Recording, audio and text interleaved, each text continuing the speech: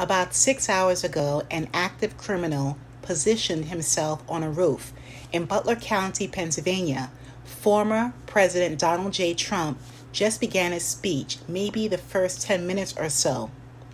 And as Trump was speaking, there were several loud pops.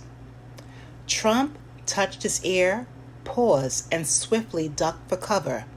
A fragment of a bullet pierced Trump's ear, so I believe there wasn't major physical damage, and he pumped his fist in the ear to show that he had overcome.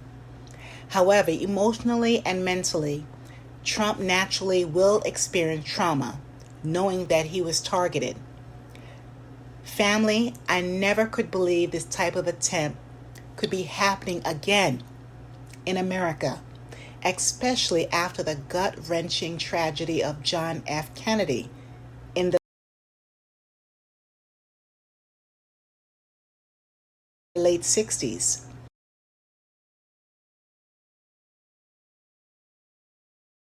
Honestly, I believed that once a high government official designated a building or venue, all Secret Service agents secured the area weeks ahead of time, meaning the U.S. Secret Service or federal agents would have patrolled and investigated every crevice of the venue and surrounding blocks.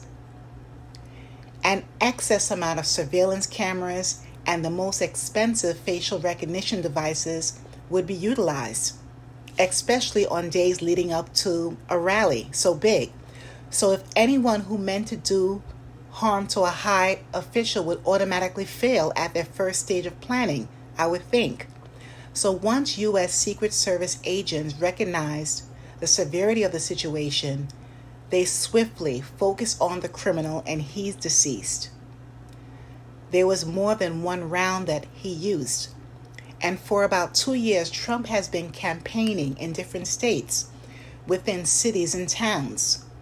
I truly assumed that federal agents were placed on every single rooftop, nearby windows on top floors, and additional strategic points completely surrounding Trump. I don't know the distance of this madman in proximity to Trump, but wherever he was positioned, federal agents should have been manned there. This event makes me wonder, how many times did this madman attend Trump's rallies? I'm assuming the man was present often and knew security wasn't as tight as it should have been. If this man was skilled at his craft, Trump would not have been functional today, just unalived. Such chaos and fright for Trump and everyone present. This news story is so fresh. There will be several updates throughout the night. I posted one on the end of this story. Now, the Butler County District Attorney has confirmed that the roofer and possibly 1 to 2 bystanders or supporters were deceased, and another's critically ill. A doctor was in the crowd who went right to action, attempting to save the life of a bystander. The man had a critical head injury. He lost a lot of blood, so he was airlifted to the hospital. And here's the latest update on Trump. Put out a statement in which he says that he felt a bullet ripping through his ear. He said he heard a whizzing sound, and as he went to the ground, he then noticed the bleeding. And that's when he realized, he said, that something was wrong.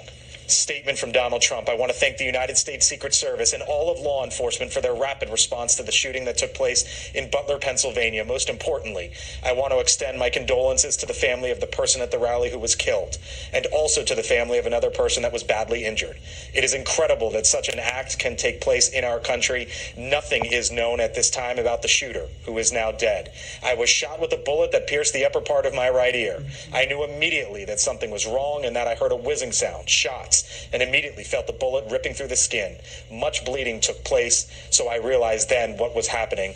God bless America.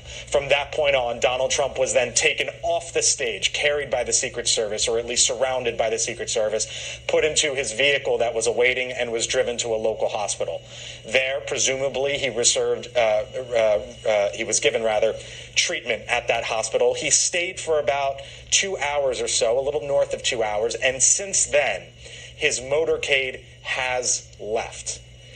We also know this evening, as the focus, of course, is on the 45th president, that the violence of this episode extends well beyond him.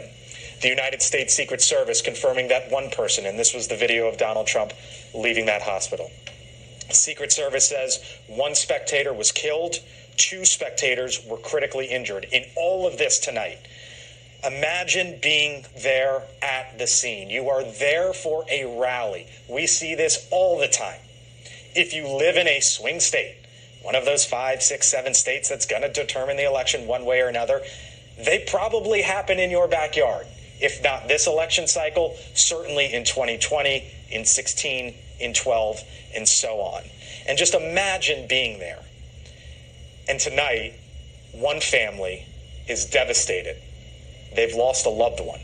2 other families now praying, presumably, that their loved one will make it through. Thank you for watching. So many people made comments focused on the weapons easily accessed in our country. Numerous civilians have illegal weapons, and others aren't mentally fit to carry. I believe all states should place stricter laws on weapon holders to be 21 and over, registered and mentally sound, but I don't believe there will be any changes in the near future. I definitely want to hear about this roofer's history. Does he have a criminal record? Was the weapon registered, and what was his mental state in the past few years? This is so frightening.